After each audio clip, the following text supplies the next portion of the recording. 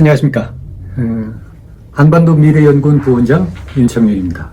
최근 북한의 어떤 대남 공세가 상당히 거세지고 있습니다. 그런 와중에 김여정이 전면에 나타나고 있고, 그 다음에는 남북 관계를 아주 전면적으로 재조정하려는 그런 의도를 보이고 있는 것 같습니다. 그래서 이번에는 북한이 왜 이 시점에 이런 도발을 하고 또 왜 김여정을 내세우고 있는지, 그리고 이들의 의도와 목표는 무엇인지에 대해서 동국대학교 개건교수이며 북한 문제 전문가이신 김광철 박사님을 모시고 대담을 나눠보도록 하겠습니다. 안녕하십니까? 예, 안녕하십니까? 예. 반갑습니다. 예, 북한이 며칠 전에 개성에 있는 남북 공동연락사무소를 폭파해버렸는데요. 이런 폭파 행태를 보면 일반 상식적으로 우리가 받아들일 수 있는 방법이 아니라 완전히 어떤 깡패적 행동이 아닌가 이런 생각이 들고, 또 하나는 이 건물이 우리 국민의 세금으로 지어진 우리 자산의 일부입니다. 근데 이것을 갖다 지멋대로 폭파했으니 우리 대한민국 자산에 대한 난폭한 유린이다 이런 생각이 드는데, 박사님 어떻게 보십니까? 예, 깡패 행동이라는 표현에 저는 공감을 합니다. 자신의 이익을 위해서 행패를 부리고 마음대로 남의 재산에 해를 끼치는 것은 분명히 깡패 소행이죠. 점잖게 얘기하면 불량배 소행이라고도 이제 표현할 수 있겠는데, 북한이 이번 행위는 불량배의 행위하고 똑같습니다. 국제정치학적인 관점에서 불량국가에 대한 정의가 있습니다. 불량국가라고 하는 것은 대체적으로 이제 국제사회의 규범을 무시하고 테러리즘을 지원하며, 그리고 대량 살상 무기를 개발하면서 국제 평화 안정을 위협하는 국가를 불량국가라고 하고 있습니다. 이번 개성 남북 공동연락사무소를 폭파해버린 행위는 불량국가의 본인질적 특성을 의도적으로 드러낸 그런 행위라고 봅니다. 아, 그렇군요. 그럼 북한이 왜 이런 짓을 하고 있을까요? 그것은 이제 자신이 이익을 추구하는 측면도 있지만, 그런 행위를 통해서 우리 대한민국 정부와 또는 국제사회에 대해서 어떤 메시지를 전달하려는 그런 의지 표현으로 받아들일 수도 있겠습니다. 사실 북한이 소위 얘기해서 대적 사업, 즉 남한을 이제 주적이라고 적이라고 규정하고 있는 거 아니겠습니까? 예. 근데 이런 이유가 무엇이라고 보십니까? 김정은이 입장에서 보면, 김정은은 2018년 4월 27일 판문점에서 우리 문재인 대통령을 만나서 회담을 하고 한반도 비핵화 실현, 그리고 남북 공동연락사무소 설치 등등을 핵심으로 하는 4.27 공동선언을 발표를 했습니다. 그건 이제 당시 김정은이 성과라고 내세울 수 있는 것이었죠. 김정은이 입장에서 보면 아마도 그것은 국제사회 압력에 대항할 수 있는 국제적인 통일전선, 남북한 간의 상층부 통일전선을 형성하는데 성공했다고 생각을 했었을 것입니다. 예. 그런데 그 이후에 국제사회의 제재가 제대로 풀리지 않았고, 이렇게 했으니까 이제 그것에 대한 반감을 이제 표출하게 되는 것이죠. 그러면 그건 알겠는데, 그럼 이 시점을 정해서 지금 이 시기에 도발을 자행하고 있는 특별한 이유가 있습니까? 남북 관계에서 문재인 대통령이 가장 내세우는 것은 평화를 가져온다는 그런 주장을 하는 것입니다. 그것은 곧 문재인 정부가 6.15 정신을 계승한다는 것에서 출발해서 4.27 판문점 선언, 그리고 평양 선언으로까지 이어지면서 문재인 정부의 업적으로 내세웠습니다.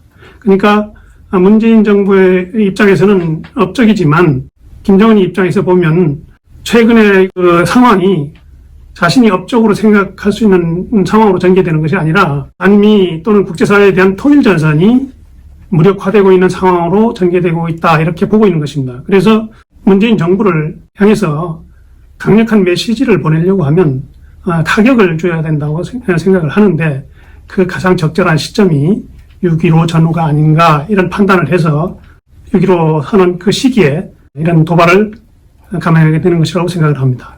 6.15 선언을 남측 정부가 제대로 이행을 안 했는데 그 시기를 틈타서 각성시키겠다 하는 의도가 있었던 모양이군요. 예. 예. 그런데 이런 북한 애들의 어떤 자행이 상당히 폭력적이에요. 그러면서 거리낌 없이 그냥 연락사무소를 갖다 폭파하고 하는데, 이렇게 또 어떤 멋대로 하는 그런 그 행동이 무슨 배경이 있다고 보십니까? 우리가 그 배경으로 생각할 수 있는 것은 일단 김정은이 자기가 어떤 행동을 해도 감당할 수 있다는 자신감이 생겼다고 볼 수 있습니다.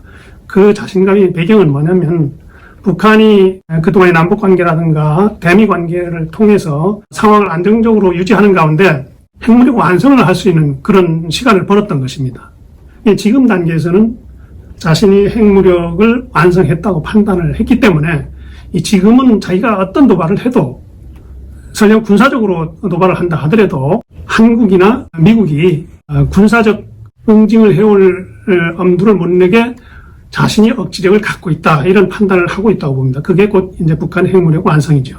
예, 이런 행동의 모든 배경에는 결국은 북한이 핵 무장을 갖추었다 하는 그런 얘기군요. 예, 그렇습니다. 그 힘을 배경으로 그 지멋대로 지금 행동을 나타내고 있다고 볼 수 있겠네요. 예, 그렇게 볼 수 있습니다. 예, 이런 어떤 그런 그 북한의 도발에 대해서 우리 그 남한 사회에서는 또 어떤 얘기들이 있냐면 문재인 대통령이 그 금년에는 뭔가 남북관계의 새로운 돌파구를 열겠다, 이런 얘기를 한 바 있고, 공동연락사무소가 폭파된 바로 그날 저녁에 우리 그 책임자라고 할 수 있는 통일부 장관은 그것을 갖다 수습하기보다는 바로 사의를 표명을 했습니다. 예.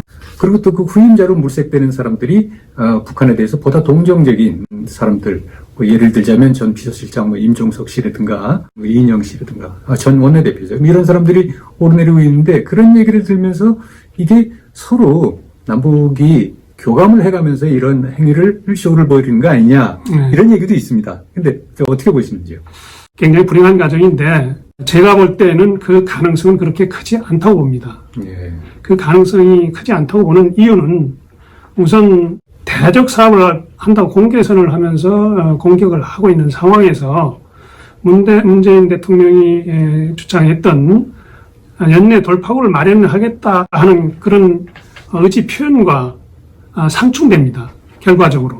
북한이 저는 도발을 보이는 것은 문재인 대통령이 표명했던 그런 돌파구 마련 의지와 상충될 뿐만이 아니라 비서실장을 지낸 임종석 씨가 정부의 중요한 직책, 예를 들자면 통일부 장관 이런 자리에 앉는다 하더라도 일시에 이런 상황을 극복하고 남북관계를 호전시킬 가능성은 크지 않다고 보기 때문에 그 음모론이 근거는 다소 미약한 것이 아닌가, 저는 그렇게 보고 있습니다. 예, 알겠습니다. 사전 교감서는 좀 희박하다, 이런 말씀이고요.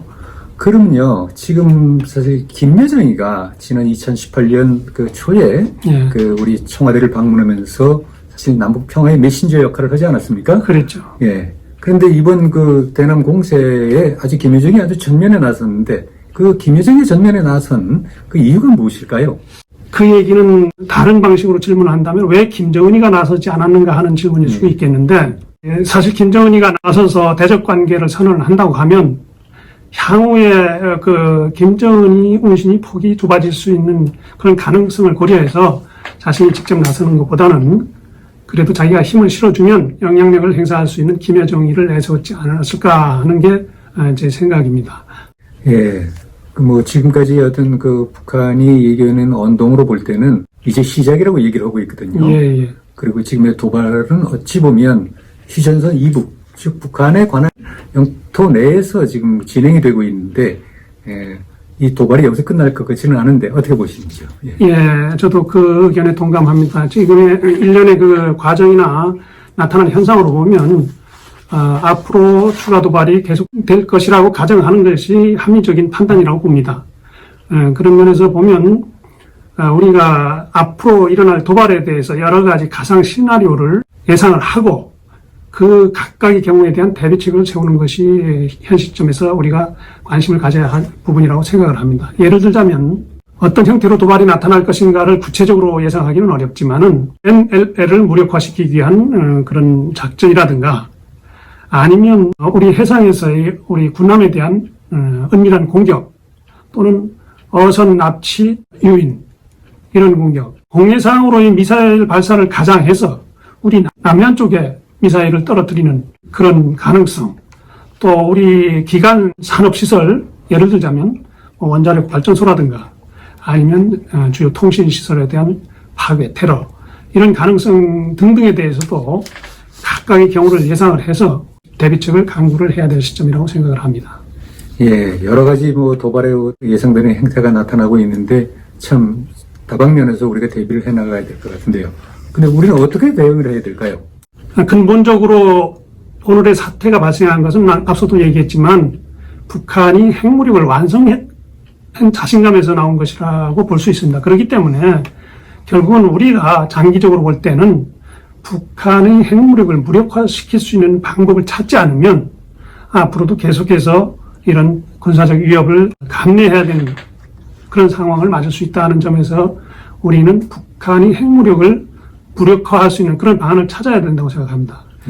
그 방안이라고 하면 우리가 잘 알다시피 현재 우리는 핵 비확산 체제에 가입돼 있지 않습니까? 그렇기 때문에 공식적으로 뭐 우리가 대응 핵 개발 이런 걸 이제 안 한다는 원칙하에 움직이고 있는데, 그렇다면 우리 한미 동맹 관계에 기초한 미국이 핵구산을 강화하도록 미국에 요구를 한다든가, 또는 우리가 직접 핵 개발에 착수를 하지 않더라도 우리가 핵무기를 여차하면 개발할 수도 있다는 그런 가능성까지 봉쇄해서는 안 된다고 생각을 합니다. 왜냐하면 그것이 결국 우리 그 대북 전략상 또는 대외 전략상 하나의 자산이 될 수 있기 때문에 굳이 우리는 북한이 어떤 도발에 당면하더라도 핵을 개발하지 않겠다 이런 원칙을 고수하는 것보다는 우리도 핵 개발에 나설 가능성이 있다 하는 그런 전략적 태도를 취하는 것이 바람직하고, 또 현실적으로는 북한이 미국에 대해서 과거에 있었던 그런 안찬술 중에 하나인데, 핵무기를 북한이 완성해 놓았지만 그 핵무기가 어디에서 터지는가 하는 것이 피해의 범위입니다. 그렇기 때문에 북한이 개발한 핵무기가 북한에서도 터질 수 있는 가능성을 우리가 탐색하고 그런 준비를 해야 된다고 생각을 합니다. 그런 방법 중에 하나는 우리가 비밀 활동을 통해서 북한 내에 그런 핵시설에 접근을 할 수 있는 조직 활동 역량을 갖추고 기법도 완성해놓고 이런 노력을 하는 것이 현실적 대안이라고 봅니다. 예, 무슨 말씀인지 잘 알겠습니다. 우리가 북한의 어떤 그 위협에 어떤 대응하는 방법으로서는 이 바탕이 그 북한의 핵무장이 있기 때문에 거기에서 우리가 대칭적으로 우리가 핵을 개발하든가, 그렇지 않으면 우리 다른 여러 가지 비대칭적인 방법으로 그걸 대응해 나가야 되고, 그 다음에 정신적으로 그들한테 결코 굴종해서는 안 된다, 이런 말씀으로 들리고 있습니다. 예, 사실 지금 말씀하신 그 부분이 무엇보다도 중요하죠. 북한이 저렇게 노골적으로 불량국가의 본성을 드러내고 도발적으로 나오는데, 우리 국내에서 뭐 전쟁만은 결코 안 된다 이런 생각을 가져서는 대응할 수가 없습니다. 적어도 북한이 도발 의지를 노골로 할 때는 우리도 대적 의식을 가져야 됩니다. 대적 의지를 보여줘야 돼요. 니들이 우리한테 도발을 한다면 더 큰 피해를 입을 것이다. 우리가 응징에 나선다 하는 이런 의지를 강력히 표명을 하고, 국민들도 무슨 수를 쓰더라도 전쟁만은 안 된다 이런 일부 인사들의 그 선동적 발언에 동조해서는 결코 우리가 북한이 도발에 대응할 수 있는 방법이 없다고 생각을 합니다.